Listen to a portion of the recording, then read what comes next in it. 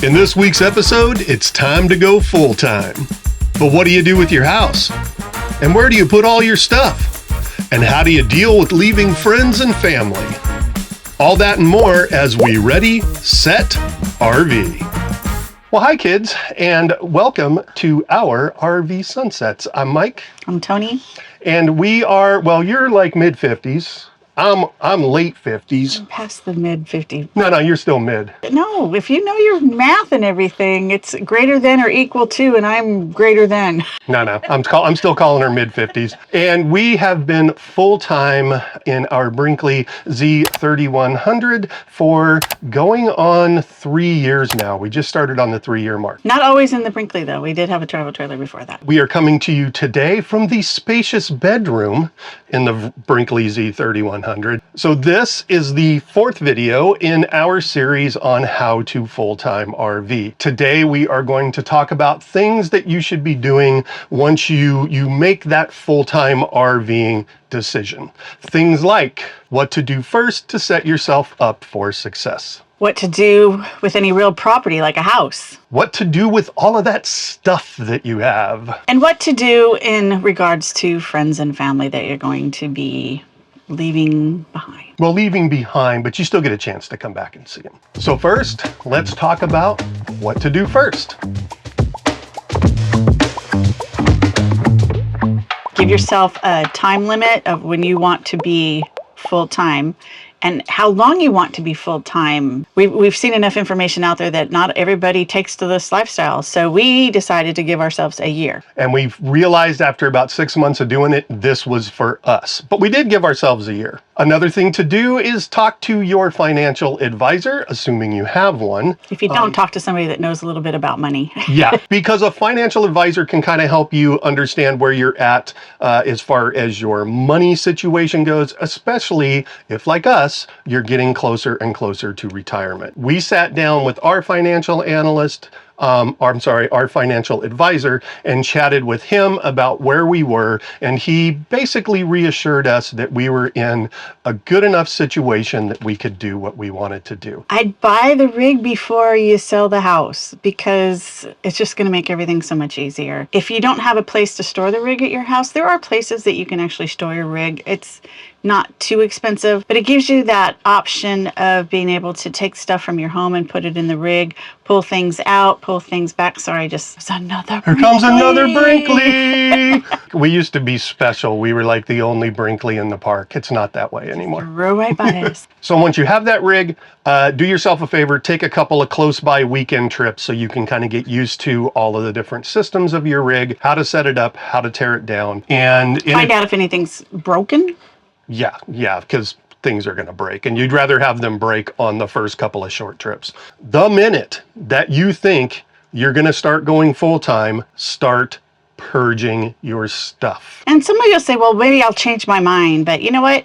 It's always a good idea to purge your stuff anyway. Dude, when we had the house, we would once a year, we would purge the garage at least. What is it about garages that you can completely clean them out and within 6 months, they're full of crap again? We don't have that problem anymore. We don't have that problem anymore. Once you're even thinking about going full-time, just start getting rid of things that you no longer need or you won't need in your rig. You can donate it. I donated so much stuff. We sold a lot of stuff on Facebook Marketplace. The stuff that didn't get sold, we donated a lot of it. We did have a couple of family heirloom things that we did put into storage. Let's move on to what to do with real property, what to do with your house.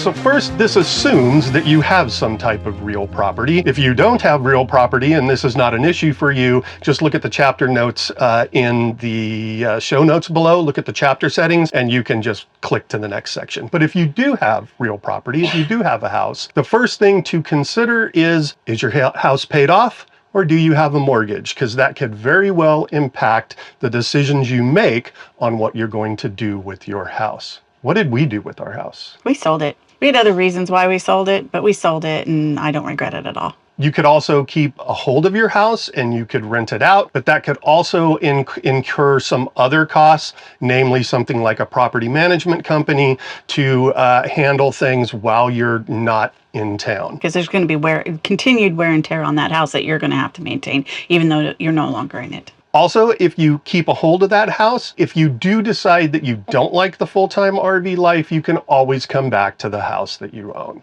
Be prepared for mixed emotions.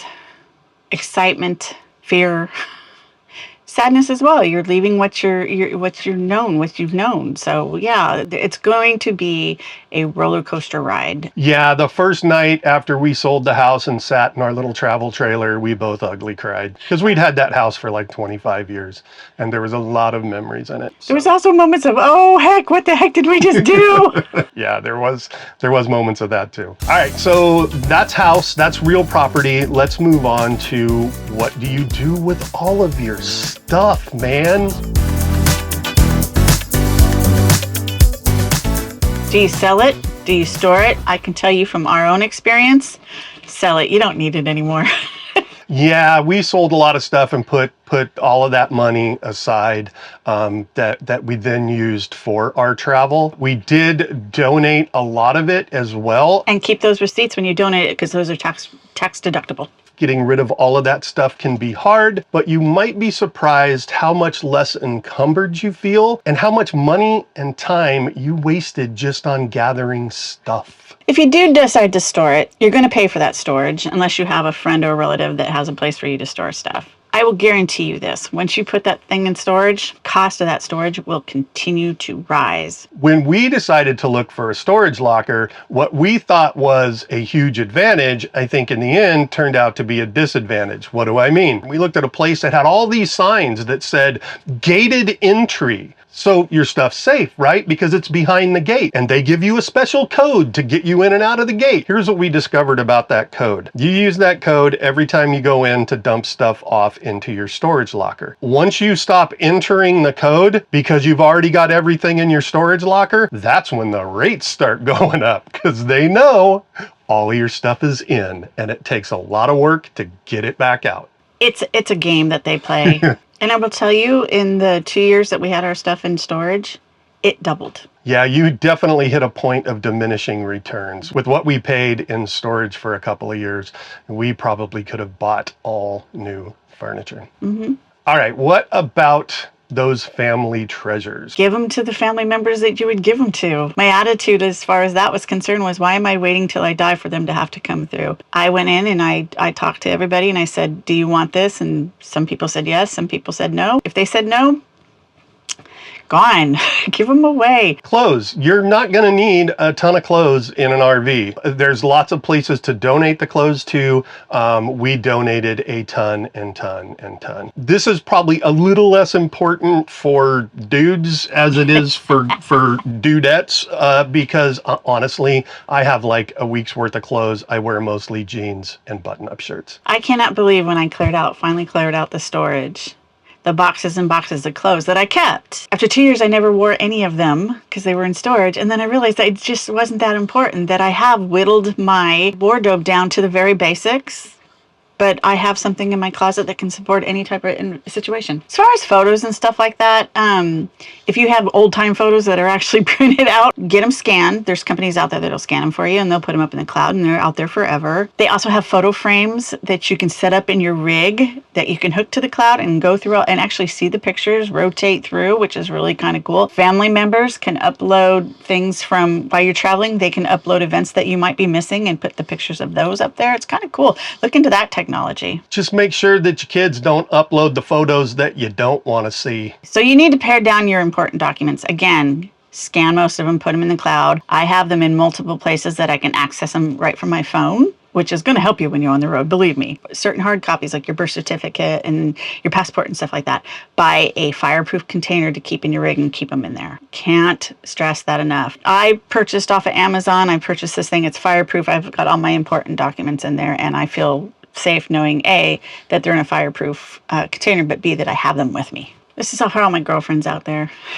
You're going to have to pare down your personal products. One time when we were living in the house, I counted the fact that I used 35 different products daily on my personal self. pare it down. Pare down your makeup, pare down how many hair products you have, pare down how many hair curlers you have, how many blow dryers you have. Most of the time, you're not going to use them. It's very rare that I put makeup on these days, unless we're doing something like this or we're going out. It's very rare that I spend a lot of time on my hair anymore. I wash it every day. I put it up in a ponytail because we're off adventuring. I don't have to because my beauty supplies are like a bar of soap and some toothpaste and a toothbrush. All right, let's move on to what to do when it comes to family and friends.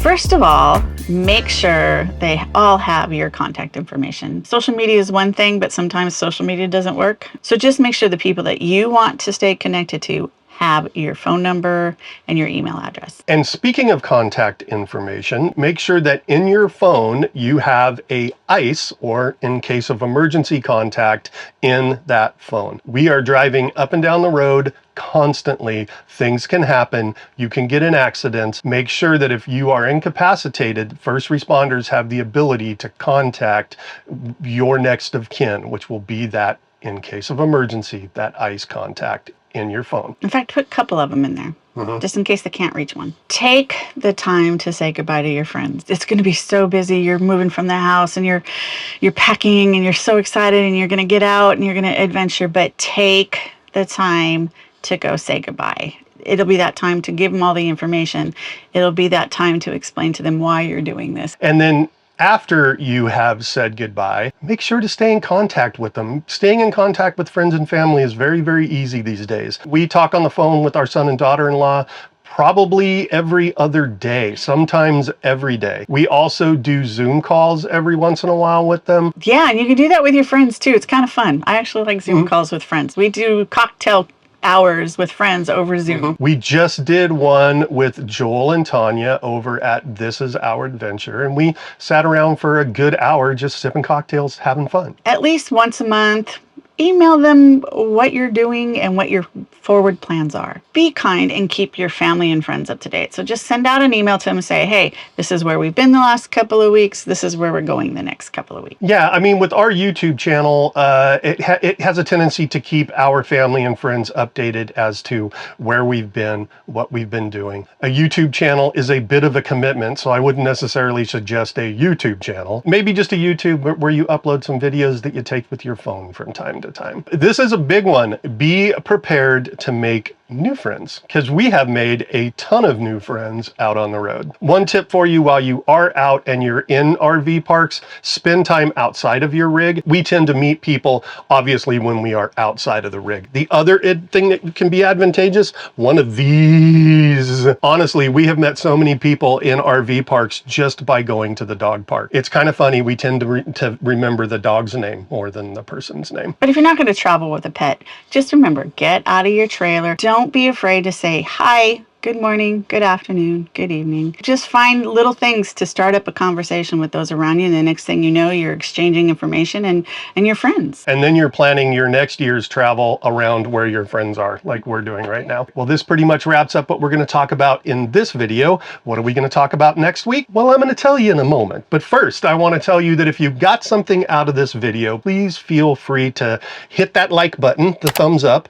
Please comment down below. Those are the two things that will help us out the most when it comes to the algorithm, so that it knows that it can serve us up to more people. On top of that, if you also would like to subscribe, please feel free to hit the subscribe button. If you hit that little notification bell, that will let you know every time we upload a video, which the next video that we will be uploading in this How to RV series is route planning. Yeah, route planning is a huge one. So come back next week and we'll talk to you about how we plan our routes, what apps we use, and how we get the most fun out of full-time RVing. Happy Valentine's Day. Oh, I forgot, you're wearing your Valentine shirt. I bought her eggs for Valentine. It's the most expensive gift I could find.